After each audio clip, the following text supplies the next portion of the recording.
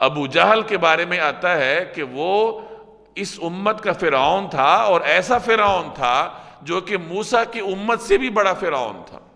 موسیٰ علیہ السلام کی امت کا جو فرعون تھا، اس نے غرق ہوتے ہوتے ایمان لانے کی کوشش کی تھی۔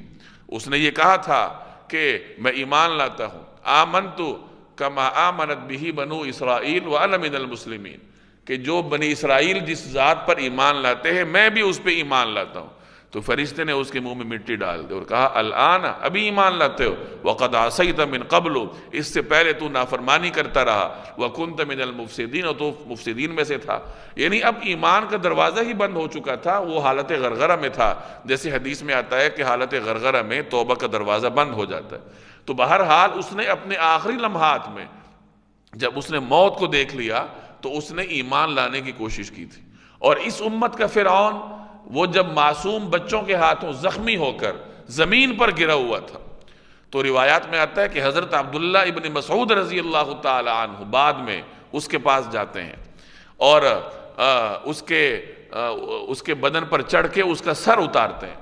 تو سر اتارنے سے پہلے ابھی وہ زندہ تھا، تو اس نے کہا حضرت عبداللہ ابن مسعود یہ مکہ مکرمہ میں کوئی خاص سماجی حیثیت نہیں رکھتے تھے، چونکہ مکہ میں سرداری کلچر تھا، تو سردار تھے، عام غریب آدمی تھا۔ تو ابو جہل نے ان کو اس حالت میں کہا کہ او چرواہے، تو بڑی بھاری جگہ نہیں چڑھ گیا؟ یعنی موت سامنے ہے لیکن تکبر جان نہیں چھوڑ رہا، یہ برداشت نہیں ہو رہا کہ یہ جو مکہ کے سماج میں کوئی خاص حیثیت نہیں ہے، یہ کیوں اس طریقے سے میرے سینے پہ پاؤں رکھ کر کھڑے ہیں۔ حضرت عبداللہ ابن مسعود نے جب سر قلم کرنا چاہا تو اس نے پھر کہا کہ سر ذرا نیچے سے قلم کرنا تاکہ ہیبت والا نظر آئے۔ یہ تو اللہ نے اس کو سبق سکھانا تھا۔ حضرت ابن مسعود اس امت کے منکسر ترین شخصیت تھے، اور اللہ نے اس امت کے فرعون اور متکبر ترین شخصیت کا سر اس امت کے منکسر المزاج اور عاجز ترین شخصیت کے ہاتھوں کٹوایا۔ یہ اللہ تبارک و تعالیٰ کی قدرت ہے۔